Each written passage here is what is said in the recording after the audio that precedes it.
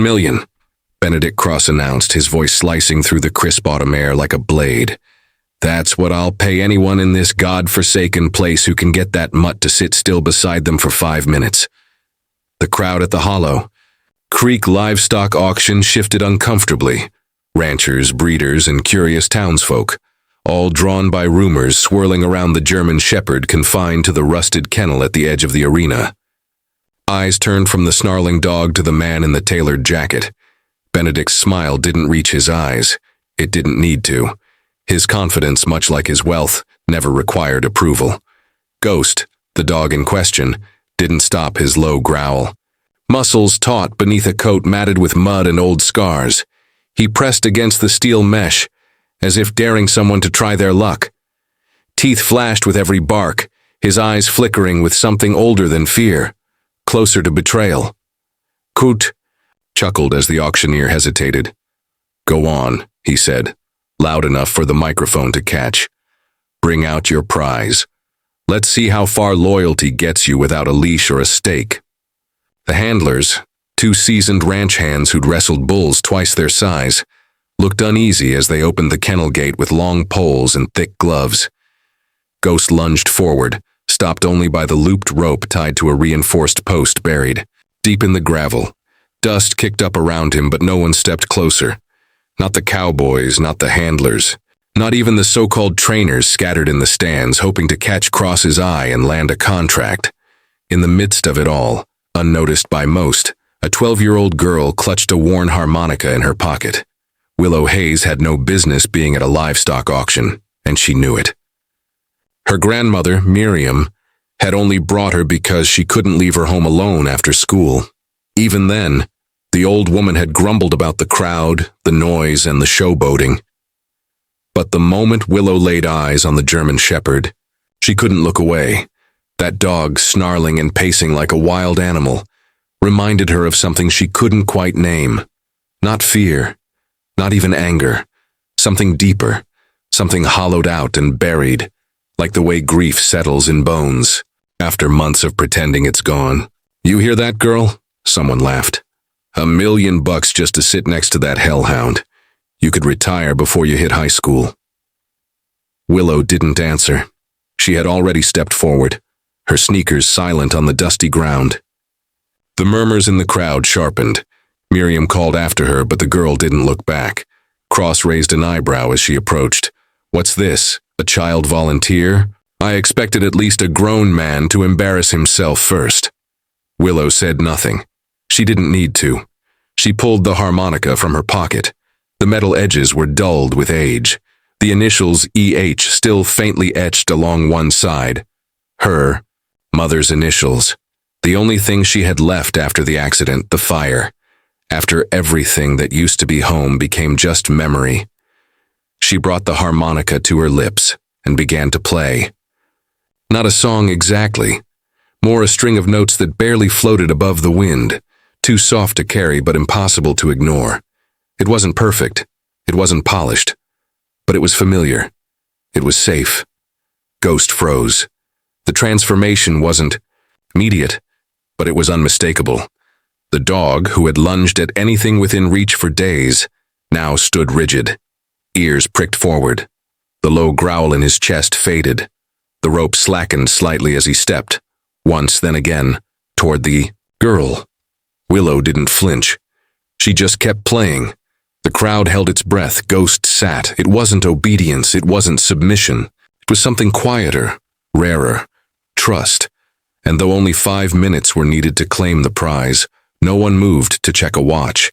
Not even Benedict Cross, whose smug expression had drained into something colder, unreadable. 5 minutes passed. Stillness remained. No one applauded. No one cheered. The air had grown too heavy for noise. Even the auctioneer, who had made a career of whipping crowds into frenzies, couldn't speak. Ghost sat beside Willow as if they had arrived together, as if they belonged together. Her fingers tightened around the harmonica. The notes had stopped, but the silence they left behind was louder than anything before. Cross turned without a word and walked away. Willow stood, brushed the dust from her jeans, and reached down. Ghost didn't resist when she touched his collar. He rose and followed her, not as a dog trained or conquered, but as one who had chosen his human. Miriam was waiting at the gate, eyes wide and wet with disbelief. "We're taking him home," Willow said simply, though the weight in her voice carried far more than words. "He doesn't belong here." And so they did. As the auction faded behind them, the girl, her grandmother, and the dog no one could tame disappeared down the gravel road toward a weathered ranch on the edge of Sage Valley. The wind carried the last notes of the harmonica through the still air, a promise of something just beginning, something no one, not even Benedict Cross, could have foreseen. "He doesn't walk," Willow told her grandmother the next morning. "He glides."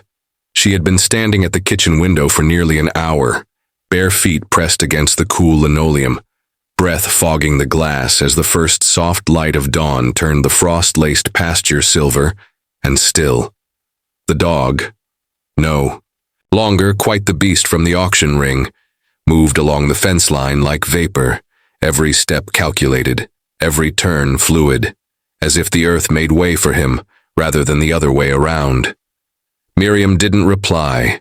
She simply joined her at the window and watched the creature pace, quiet understanding creasing the corners of her mouth. It was Willow who gave him the name. "Ghost," she said softly that afternoon, crouched beside the tangled thicket at the back of the property where he liked to linger, half visible in the shadows.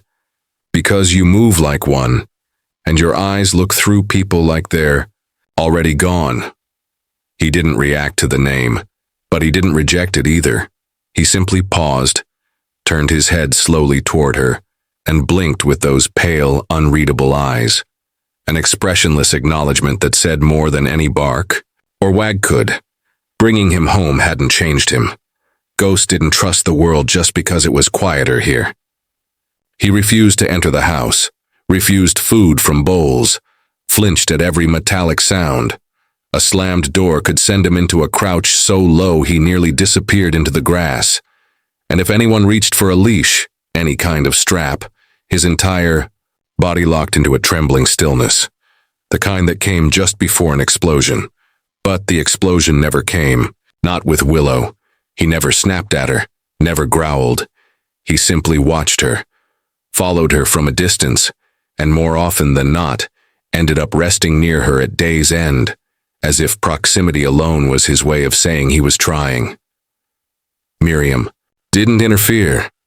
She gave the girl space, stepped in only when feed had to be ordered or fences mended. Otherwise, she let Willow figure it out, just like she'd once watched Emma pour herself into understanding horses no one else could touch. There was something familiar about Willow's stillness, the way she crouched in silence beside the broken thing without demanding anything from it. It was Clara Monroe who gave it a name, not the dog, he already had one, but the thing that clung to him like frost in spring. Clara, the local vet, was nearing 70 and never seemed in a rush. She arrived that first week in her dust-covered pickup, her weathered hands resting gently on her knees as she eased herself down onto the porch steps. She didn't reach for Ghost, didn't even look at him. Just sipped weak tea and spoke to Miriam about winterizing the barn, about the hay shortage up north, about how animals remember long after the bleeding stops. On her second visit, she brought liver treats and left them in a line near the gate, turning her back and humming quietly to herself. On the third, she sat within 10 feet of him while she read aloud from an old veterinary manual, her voice steady, the pages rustling like dry leaves. By the fourth visit, Ghost let her press a hand to his side long enough to feel the scarred tissue beneath his ribs. "This isn't just trauma," she said afterward. Her voice was soft, but there was no mistaking the weight.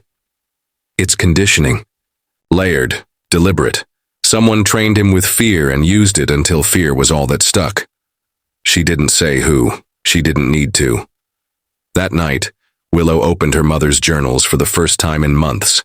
The pages smelled of old paper and eucalyptus, the scent Emma used to carry on her hands from the oils she rubbed into skittish animals. The handwriting looped and curled with urgency, notes from workshops, ideas for new approaches, moments of hope in the middle of failure. Force doesn't create obedience, it creates silence, and silence isn't the same as understanding. Willow traced the ink with her thumb and glanced out the window toward the silhouette of Ghost beneath the cottonwood tree. The shape of him in the dark was both foreign and familiar, like a story she'd once been told but couldn't quite remember. Across town, in a sleek study with floor-to-ceiling glass and leather chairs no one ever used, Benedict Cross leaned back and rewatched the footage from the auction. His face, lit by the flicker of the paused video, betrayed nothing. Not when Ghost sat beside the girl, not when the crowd gasped, not even when his own voice was drowned out. "She made me look like a fool," he muttered, the glass in his hand catching the amber gleam of whiskey. "So let's show them what real control looks like." The man beside him, his assistant, though the term never quite fit, nodded stiffly. "The fair," Benedict said, switching off the screen. "Schedule the demonstration for the final day. I want every rancher in the state watching when my dogs remind them what authority looks like." Back at the Hayes Ranch, Willow wasn't preparing for any audience. She had no interest in headlines or gossip. She rose early, tended chores, and spent her afternoons with Ghost, who still refused every command and responded only to patience. She read aloud from Emma's notes in the afternoons, letting her mother's words drift through the open air as she sat beneath the tree where Ghost rested. He didn't always look at her, but he never left when she read. Sometimes when she paused to turn a page, she'd find him a few inches closer. Her harmonica, kept in the pocket of her coat, stayed mostly untouched. It wasn't time yet. She understood that now. Ghost didn't need music. He needed space, and so she gave it. Dr. Monroe continued to visit weekly, charting progress in whispers and raised brows, always careful not to call anything a breakthrough too soon. Miriam watched from the kitchen, brewing endless tea, pretending not to listen. Willow never asked how long it would take. She already knew there were no shortcuts with animals like this, no fixed timelines for rebuilding what others had torn down. And if anyone had asked her why she kept trying, she might have answered with the words from her mother's journal, words she now carried like a compass more than a memory. Trust begins in the quiet, before the touch, before the praise, in that moment when a creature decides to stay, even though it has every reason to run. No one had expected her to go first, at least not the crowd gathered beneath the striped canvas canopy of the Sage Valley Autumn Fair's main arena. Ranchers, breeders, students, and weekend wanderers filled every seat, their chatter echoing off the metal bleachers, their hot drinks steaming in the crisp afternoon air. Kids dangled their legs over rails while older men leaned forward with skeptical eyes, arms crossed like they'd already made up their minds. In the center of the dirt-packed ring, under the glare of mounted floodlights and the slow whirl of banners overhead, Willow Hayes stepped into view. Not with a lead rope or flashy vest, not with a treat bag or a clicker, but with her hands in her jacket pockets and her harmonica tucked inside. Ghost walked beside her, not behind, not tethered, not dragged. The German shepherd's head remained low and watchful, his movement fluid and self-directed. The crowd's murmurs rose in volume as he paused mid-ranging and sat of his own accord. No one spoke into a microphone. There was no music, no commands shouted over loudspeakers. Just the wind rustling through the autumn leaves on the sycamores lining the fairground fence. She didn't tell Ghost what to do. She didn't need to. When she began to move, slow and deliberate, Ghost followed. His gaze tracked her steps. His body coiled with intent but never tense. When she stopped, he stopped. When she crouched, he sat. And when she raised her hand, not in instruction but in invitation, he mirrored her, front paws forward, chin dipping low in what looked for all the world like a bow. Someone in the crowd gasped. Another laughed in disbelief, but most remained silent, struck dumb by what they were seeing. The same dog who had once snarled behind steel bars at the county auction, now responding not to domination or fear, but to something else entirely, something quiet and steady and invisible to the naked eye. Willow pulled the harmonica from her pocket like it was nothing at all. She didn't announce herself. She didn't wait for permission. She simply lifted it to her lips and began to play. The melody wasn't a song anyone recognized. It was slow, drifting, more breath than note, a lullaby of sorts. And Ghost, standing alone in the ring now, lifted his head and listened. His ears pricked forward. His tail remained still. His eyes found hers across the open air. And then, as if he understood what the music meant, he lay down in the dirt without a word and rested his head on his paws. The applause started softly, hesitant, as if people were afraid they might shatter something fragile. Then it surged, breaking across the arena like a wave. Cameras clicked. Someone whistled. A boy near the railing shouted Ghost's name, though he had no way of knowing it. Willow gave a quiet nod and began to turn toward the gate, but a voice crackled over the loudspeaker before she could take a full step. Well, wasn't that touching? The announcer's sarcasm poorly masked by static. Let's now welcome a demonstration from our headline sponsor, Mr. Benedict Cross himself. The name landed in the arena like a thunderclap. Out strode the billionaire, broad-shouldered in a pressed black coat, silver tie glinting under the lights. At his side, barely restrained by two handlers, was another German shepherd, this one broader across the chest, darker in coloring, with patches of fur missing near its hind legs and a thick rope harness across its shoulders. It barked sharply, gutturally, teeth flashing as it lunged toward the ring. A real challenge, Benedict called, microphone in hand now, his smile too wide and too sharp. This dog has been declared untrainable by 4 separate facilities. But we believe in results. No sentimental nonsense, no songs, just technique and control. He waved to his team, who entered with batons, noise clickers, and shock collar remotes strapped to their belts. The dog thrashed as they approached, its eyes wild, foam building at the corners of its mouth. The crowd shifted. Uncomfortably, children pulled back by anxious parents, murmurs turning into protests just beneath the surface. And then Ghost moved. Not fast, not panicked, not on command. He rose from where he'd been lying, stood still for a moment, then walked calmly, without tension, across the ring and toward the handlers. Willow's breath caught in her throat. She hadn't called him, she hadn't moved. But Ghost, ears forward and tail low, threaded his way across the dirt like mist, stopping just short of the frenzied dog who froze in place, uncertain.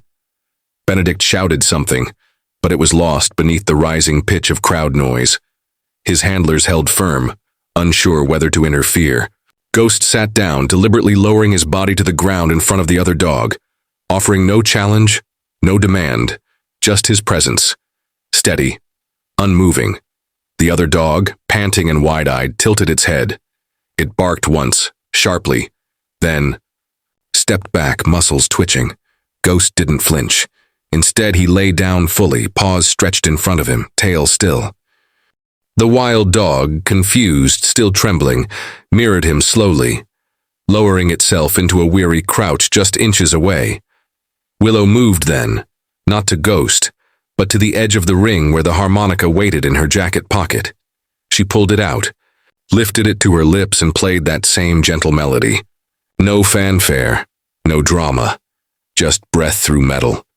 The dog beside Ghost lifted its head toward her and didn't move. Not a growl, not a snap, just silence. The crowd erupted. Applause roared through the bleachers like a storm. Reporters scrambled to capture footage, pushing forward with microphones and cameras. Benedict's face drained of color. He gestured wildly to his handlers, but they stood frozen, unsure of how to respond to what had just unfolded. 2 dogs, one broken by men, one healed by a girl, now lying side by side in the center of an arena, unmoved by the noise, untouched by the chaos. Calm, present, listening. Sheriff Dwyer stepped forward from the VIP box, arms crossed, his expression unreadable as he watched Benedict retreat from the ring, jaw clenched, microphone swinging uselessly at his side. Willow didn't address the crowd. She didn't bow. She didn't smile for the cameras. She simply walked into the center of the ring, knelt beside Ghost, and laid a hand gently on his back. The other dog looked at her, then slowly, cautiously moved forward to press its head against her knee, and though the cameras rolled, and the headlines began writing themselves before the first sentence could even be typed. Willow only saw one thing in that moment. The truth no one could deny now, not even Benedict Cross. It began as a whisper, first in town, then beyond. By the following morning, footage of Willow Hayes and the two shepherds had already surged through regional broadcast, migrating to national segments with headlines like "The Girl Who Listened and No Commands," "Just Connection." The clip of Ghost, lying beside the so-called dangerous dog, had been reposted thousands of times before noon, the harmonica melody looping in the background like a lullaby for the disbelieving. In the school hallway, Willow felt the ripple of attention. Students who had never so much as looked at her locker now lingered nearby, eyes wide with something between awe and curiosity. But she moved through the noise as she always had. Quiet, steady, unaffected. Back at the ranch, the real change had begun. Miriam Hayes, more seasoned than impressed, stood at the edge of their fenced paddock with a thermos of lukewarm coffee, watching the two shepherds, Ghost and the newcomer, now dubbed Bramble, move together through the tall grass. Their movements were not choreographed but mirrored, the way birds fly in formation or leaves dance in tandem across a stream. What Willow had unlocked in Ghost had begun to echo in Bramble, though the trauma in him ran deeper, coiled tight and brittle just beneath the skin. Dr. Clara Monroe arrived just after lunch, her weathered pickup rattling up the gravel path in its usual rhythm. The vet stepped down stiffly, her knees protesting with every mile logged in service of animals no one else knew how to reach. In one hand, she carried her leather medical kit, worn soft with use. In the other, a small parcel wrapped in cloth and bound with string. "I brought more than vaccines today," she said, her voice low as she joined Miriam at the fence. "The university's been calling, behavioral specialists, equine psychologists, even a few handlers from search and rescue units. Seems they want to know how your granddaughter tamed a monster in under 5 minutes." Miriam took a slow sip of coffee. "She didn't tame him," she said. "She listened him," she murmured. "She listened, that's all. And he heard her." Inside the barn, Willow sat on a hay bale with her mother's journal open in her lap. The pages, worn and water-stained, were filled with diagrams and passages marked with tiny symbols. Her mother's handwriting was slanted, sharp, sure of itself. Each note wasn't just instruction, it was philosophy. A reminder that trust isn't earned through obedience, but by offering safety when no one else would. She had read the same entry 3 times when a knock at the barn door stirred her thoughts. Dr. Monroe appeared in the doorway, her face shadowed by the light behind her. "May I come in?" she asked, though she'd never waited for permission before. Willow nodded and gently pushed the journal aside. Clara entered slowly, setting a cloth-wrapped bundle down beside her. "I think it's time you saw this," she said. "It belonged to your mother. I kept it after the accident, thought maybe one day." Willow untied the string with careful fingers, unfolding the fabric to reveal a second harmonica. Older, its surface dulled by years of use, initials carved faintly into the side. Eliza Hayes. Her name still echoed in the rafters like a forgotten song. "She carried that one through college," Clara said. Said the dogs listened better to music than to shouting. Said it reminded them of something older than fear. Willow didn't answer. She held the harmonica in both hands, as one might hold a feather from a bird they'd never seen but always believed existed. Outside, the wind shifted, and with it, Ghost lifted his head. Elsewhere, the response to Benedict Cross's public disgrace had taken a sharper turn.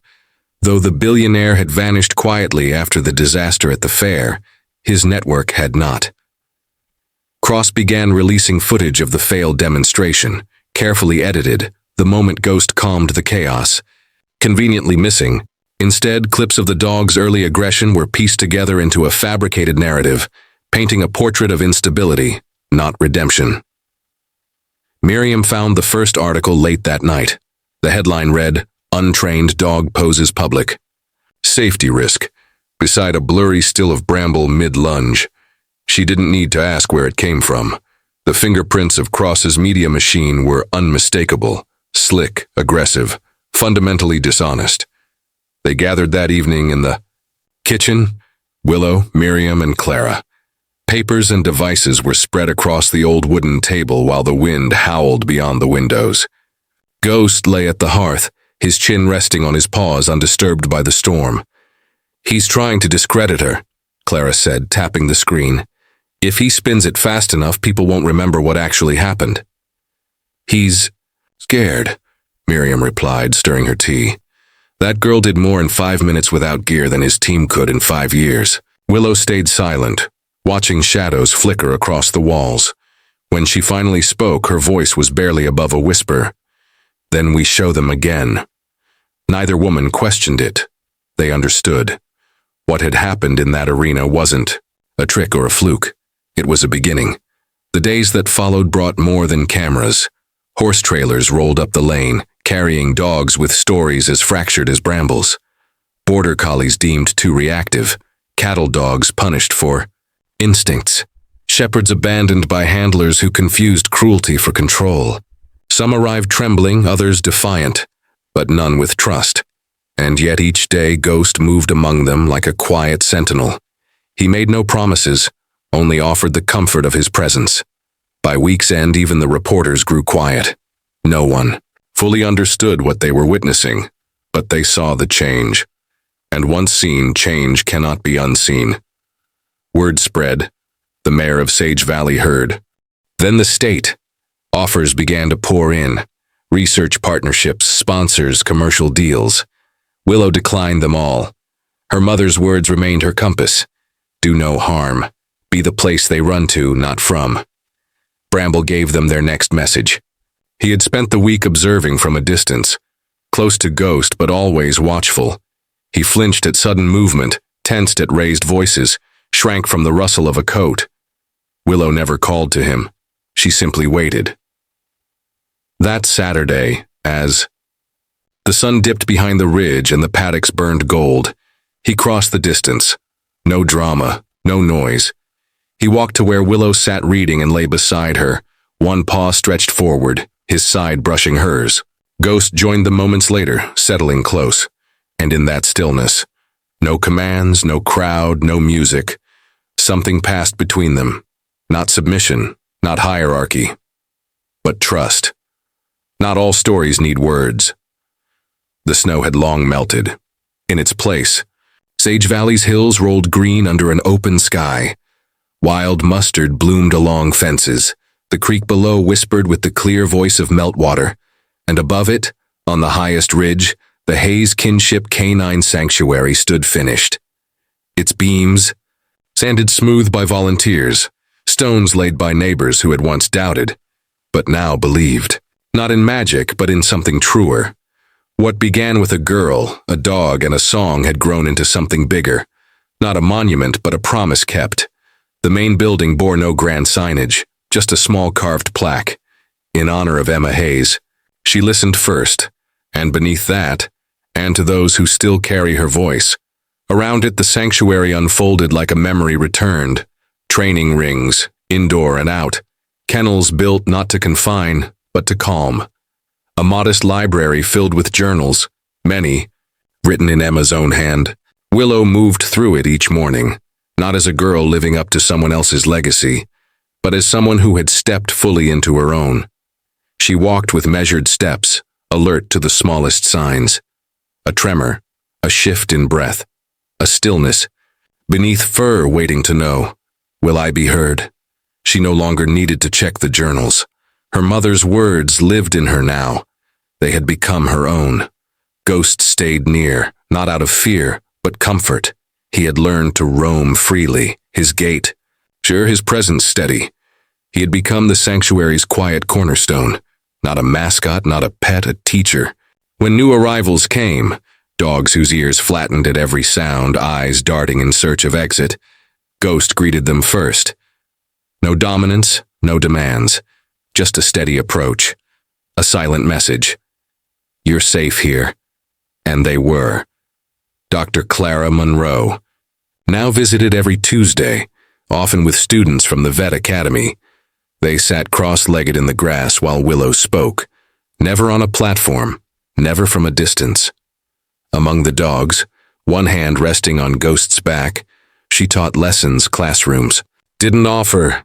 She spoke of patience, of trauma stored in muscle and breath, of how touch can be permission, not possession. She shared stories, not from textbooks, but from memory, of Bramble's first tail wag, of an old bloodhound who needed a week just to eat from her hand, of Ghost's first peaceful sleep, and they listened because she did. Caleb Cross returned one Thursday in early May. His black SUV crept up the gravel lane slower than before, the dust behind it less a storm than a sigh.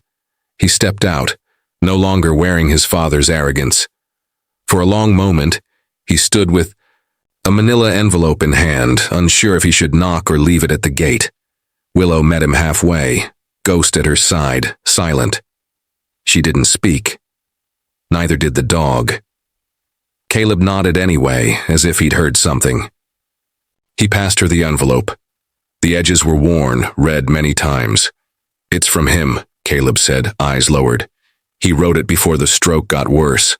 Said it had to be given in person." She opened it alone later, in the quiet of the barn loft where her mother once sat through storms. The letter, written in a trembling hand, read, "Willow, by the time you read this, you'll have done more than I ever imagined or allowed myself to believe.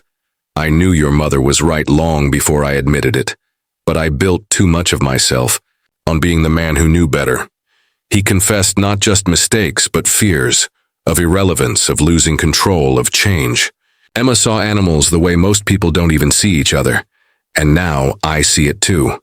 Because of you. Tell your grandmother I'm sorry. Tell Clara she was right to walk away. And most of all, tell Ghost. Thank you. Signed simply, Benedict Cross. Inside the envelope was a deed, transferring the neighboring tract of land to the sanctuary, an untouched meadow stretching to the ridge. Space for growth, or for freedom. Willow folded the letter carefully and placed it in the drawer beneath the harmonica. That evening, with the sky glowing amber behind the hills, she stood at the fence line, Ghost beside her. In the distance, young dogs played in tall grass unburdened, no longer flinching from invisible ghosts. Behind her, the sanctuary lights glowed. Miriam's voice floated from the porch, calling in the last volunteers. In the kennel yard, Bramble let out a sleepy huff and turned in his bedding. There was peace in the air, not perfection, but safety. Willow slipped a hand into her pocket, her fingers brushing the old harmonica, its metal worn smooth by time. She hadn't played it publicly since the fair, but Ghost still stirred at its sound. Tonight she lifted it gently to her lips. The pew. Notes rose, not a performance but a remembrance, of a mother's vision, of a dog's second chance, of a town changed by one girl's refusal to stop listening. When she lowered it, Ghost pressed against her leg, eyes not on her but the horizon, where golden light spilled across the hills like a promise. She knelt beside him, voice soft, steady, sure. "I never made you change," she whispered, her hand on his fur. "I just waited long enough to hear what you needed." In the distance, the young dogs chased butterflies and sunlight across the grass, and behind them, the center that listened, stood quiet, open.